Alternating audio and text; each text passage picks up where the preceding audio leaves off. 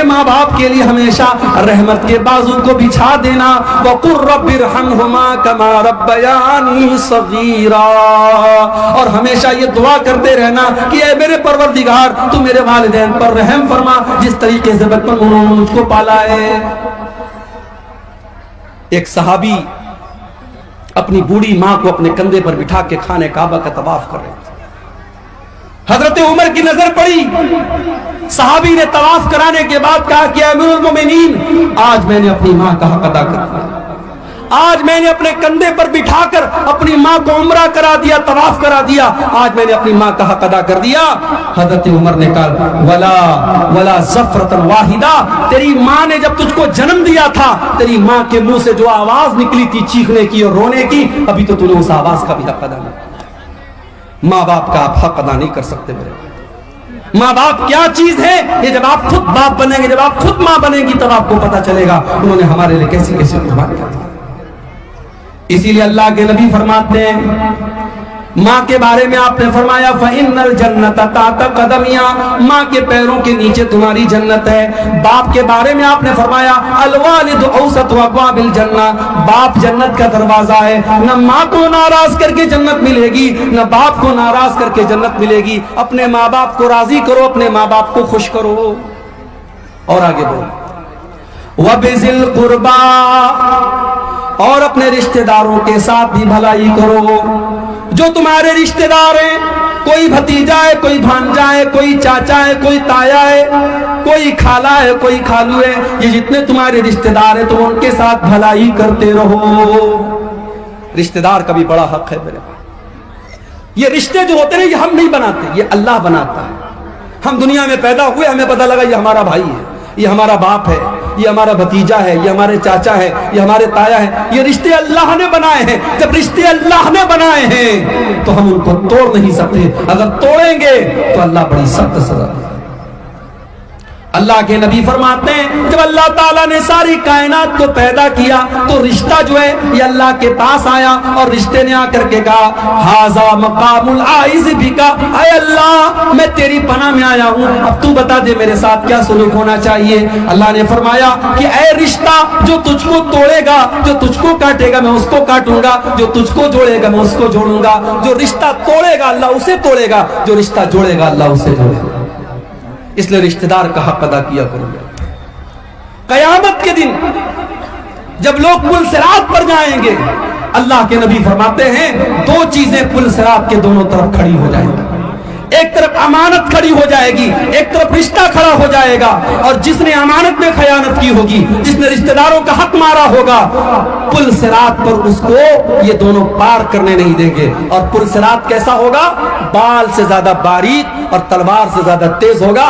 پل صراط پر گزرنا بڑا مشکل کام ہوگا. اور سوچو اگر ہم نے اپنے کسی رشتہ دار کے ساتھ حق تلفی کی ہے, اور اگر ہم نے امانت میں خیانت کی ہے, تو یہ دونوں اس پل صراط پر ایک بیریئر بن کے کھڑے ہو جائیں گے اور پل صراط پر گزرنے نہیں. اس لیے رشتہ داروں کے ساتھ کبھی حق تلفی مت. اور ایک بات اور یاد رکھو میرے بھائیوں, اگر آپ کا کوئی رشتہ دار آپ کے ساتھ غلط کرتا ہے, آپ کو شادی میں دعوت نہیں دیتا ہے, تو آپ اپنی طرف سے اس کو دعوت دیجیے. آپ اپنے سکھ دکھ میں اسے بلائیے. وہ نہیں بلاتا ہے کوئی بات نہیں, اللہ کے ہاں وہ حساب دے گا. آپ اپنے رشتہ دار کا جو حق ادا کر سکتے وہ کر دیں. اللہ کے نبی کے پاس ایک صحابی آتے ہیں, اے اللہ کے نبی میرے کچھ رشتہ دار ہیں, میں ان کے ساتھ اچھا سلوک کرتا ہوں, میرے ساتھ برا سلوک کرتے ہیں. میں نرمی کرتا ہوں وہ سختی کرتے ہیں, میں رحم کرتا ہوں وہ سختی کرتے ہیں. اے اللہ کے نبی مجھے کیا کرنا چاہیے؟ آپ نے فرمایا جیسا تم بتا رہے ہو اگر ویسا ہی تم کر رہے ہو تو اللہ تعالیٰ کی طرف سے ایک حفاظت کرنے والا برابر تمہاری حفاظت کرتا رہے گا. جب تک تم اس طریقے پر عمل کرتے رہو گے اللہ کی طرف سے ایک حفاظت کرنے والا برابر تمہاری حفاظت کرتا رہے گا.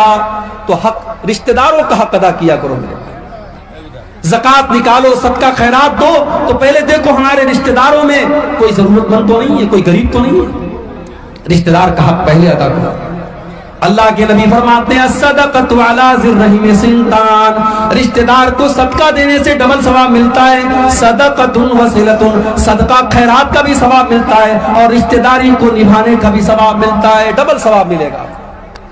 کتنے لوگ ہیں مدرسے میں بڑا چندہ دیتے ہیں، مسجدوں میں بڑا دان کرتے ہیں، سگا بھائی ہے بھوکا سو رہا ہے، اس کی کوئی فکر نہیں ہے، اپنے خاندان کو کوئی بچہ ہے بیچارہ بے روزگار ہے، پریشان ہے، اس کے بچے کھانے کو ترس رہے ہیں، اس پر دھیان نہیں دیتا ہے۔ نہیں میرے بھائیوں، آپ کا رشتہ دار اگر ضرورت مند ہے، آپ کی زکوٰۃ، آپ کا صدقہ خیرات، آپ اس کی مدد کیجیے۔ اور آگے بڑھیے، وَالْيَتَامَى، اور یتیموں کا حق ادا کیا کرو۔ جو اناتھ ہو گیا، جو یتیم ہو گیا، جس کا باپ دنیا سے چلا گیا، وہ بیچارہ بے سہارا ہو گیا، اس یتیم کا سہارا تم بن جاؤ، اس یتیم کی مدد کیا کرو۔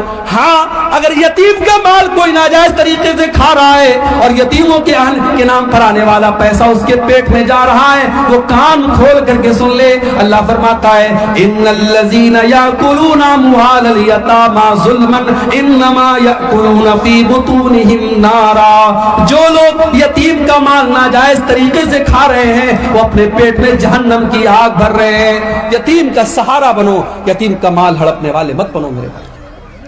اگر کوئی یتیم کا سہارا بن جائے، یتیم کی کفالت کرنے والا بن جائے، کسی یتیم بچے کی پرورش کر لے، اللہ کے نبی فرماتے ہیں انا وکافل الیتیم کہاتین، آپ نے اپنی دونوں انگلیوں سے اشارہ کر کے فرمایا کہ یتیم کی پرورش کرنے والا، یتیم کو پالنے والا جنت میں اپنے نبی کے ساتھ اس طریقے سے رہے گا جیسے یہ دونوں انگلیاں ایک دوسرے کے ساتھ جڑی ہوئی ہیں، ملی ہوئی ہیں۔ اگر کسی کو اپنے دل میں سختی محسوس ہو رہی ہے، کسی کو ایسا لگ رہا ہے میرا دل بہت سخت ہو گیا ہے، اللہ کے نبی نے فرمایا امسح برأس الیتیم، کسی یتیم کے سر پہ محبت سے ہاتھ پھیر دو، کسی یتیم کی مدد کر لو، کسی یتیم کا سہارا بن جاؤ، تمہارے دل کی سختی دور ہو جائے گی، تم کو اپنا دل نرم محسوس ہونے لگے گا۔ تو یتیموں کے ساتھ اچھا سلوک، والمساکین، اور غریبوں کے ساتھ تم اچھا سلوک کرو، غریبوں کو پاؤں کی جوتی نہ سمجھو۔ آپ کو اللہ نے پیسے والا بنایا ہے، بہت اچھی بات ہے، آپ محل میں رہتے ہیں، بہت اچھی بات ہے، آپ بڑا قیمتی کپڑا پہنتے ہیں، بہت اچھی بات ہے، مگر کمزوروں کو اور یہ غریبوں کو اور مسکینوں کو کبھی حقیر مت جانو۔ اللہ کے نبی فرماتے ہیں هل تنصرون الا بضعفائکم، او لوگوں جب اللہ تمہاری مدد کرتا ہے تو انہی کمزوروں کی دعاؤں کی وجہ سے کرتا ہے، انہی مجبوروں کی دعاؤں کی وجہ سے کرتا ہے۔ اللہ غریبوں کی اور کمزوروں کی دعاؤں کو پہلے سنتا ہے۔ غریبوں کے ساتھ اچھا سنو۔ ہمارے نبی غریبوں کے ساتھ مل جل کے رہتے تھے، دعا کیا کرتے تھے اللہ کے نبی اللہم احینی مسکینا وامتنی مسکینا واحشرنی مع زمرۃ المساکین، اے اللہ مجھے مسکین بنا کر کے زندہ رکھنا، مسکین بنا کر کے اٹھانا، اور قیامت کے دن مسکینوں کے ساتھ میرا حشر کرنا۔ پتہ یہ چلا کہ غریبوں اور مسکینوں کو حقیر نہ جانا جائے۔ اگر ہمیں اللہ نے نوازا ہے، ان غریبوں کی مدد کریں، مدد نہیں کر سکتے محبت سے ٹال دیا کریں، لیکن غریبوں کے ساتھ بدتمیزی نہ کریں، ان کی تحقیر نہ کریں۔ اور آگے بڑھیے، والجار ذی القربا، اور اپنے اس رشتہ دار کے اس پڑوسی کے ساتھ اچھا سلوک کرو جو آپ کا رشتہ دار بھی ہے۔ ایک ہوتا ہے پڑوسی، اور اگر پڑوسی رشتہ دار بھی ہے تو اس کا ڈبل حق ہے۔ اور بعض علماء نے کہا کہ یہاں والجار ذی القربا سے مراد وہ پڑوسی ہے جو مسلمان ہے۔ ایک تو پڑوسی ہے اوپر سے مسلمان ہے، پڑوسی کا حق اپنی جگہ اور مسلمان بھائی کا حق اپنی جگہ، اس پڑوسی کے ساتھ اچھا سلوک۔ جنت میں نہیں جا سکتے ہم اگر پڑوسی کو تکلیف پہنچائے۔ اسلام تو یہاں تک کہتا ہے آپ کا پڑوسی آپ کے مذہب کا ہے کہ نہیں، آپ کے مسلک کا ہے کہ نہیں، پڑوسی کو تکلیف نہیں پہنچانا۔ اللہ کے نبی فرماتے ہیں وہ انسان جنت میں نہیں جا سکتا، وہ انسان جنت میں نہیں جا سکتا، وہ انسان جنت میں نہیں جا سکتا۔ صحابہ نے پوچھا اے اللہ کے نبی کون نہیں جا سکتا؟ آپ نے فرمایا من لا یامن جارہ بوائقہ، جس کا پڑوسی اس کی تکلیف سے محفوظ نہ ہو، جو اپنے پڑوسیوں کو تکلیف پہنچاتا ہو، اپنے پڑوسیوں کو ایذائیں دیتا ہو، اپنی زبان سے تکلیف پہنچاتا ہو، اپنے ہاتھ سے تکلیف پہنچاتا ہو، وہ انسان جنت میں نہیں جائے گا۔ پڑوسی کا بہت بڑا حق ہے۔ یہاں تک اللہ کے نبی نے فرمایا کھانا بنا رہے ہو سالن میں تھوڑا پانی بڑھا دو، اگر تم کو پتا چل جائے تمہارے پڑوسی کچھ بیچارے بھوکے ہیں، اپنے سالن اگر سالن زیادہ پکانے کی طاقت نہیں ہے اس سالن میں پانی بڑھا دو تاکہ ان پڑوسیوں تک بھی سالن پہنچ جائے، ان کو بھی کھانا کھلا دو، ان کی بھی مدد کرو۔ اما عائشہ فرماتی ہے کہ اللہ کے نبی نے فرمایا کہ حضرت جبریل مجھے اتنی وصیت کرتے تھے پڑوسی کے بارے میں حتی ظننت انہ سیورثہ، کہ میں نے سوچا کہ کہیں پڑوسی کو اللہ تعالیٰ وارث نہ بنا دے، کہیں وراثت میں پڑوسی کا حصہ نہ بنا دے۔ والجار ذی القربى والجار الجنوبی، تمہارا پڑوسی اگر اپنے مذہب کا ہے تب بھی اس کے ساتھ اچھا سلوک کرو، اور اگر تمہارے مذہب کا نہیں، اجنبی ہے، دوسرے مذہب کا ماننے والا ہے، تب بھی اس کے ساتھ اچھا سلوک کرو۔ والصاحب بالجنب، اور اپنے سفر کے ساتھی کے ساتھ، اپنے ہم سفر کے ساتھ بھی اچھا سلوک کرو۔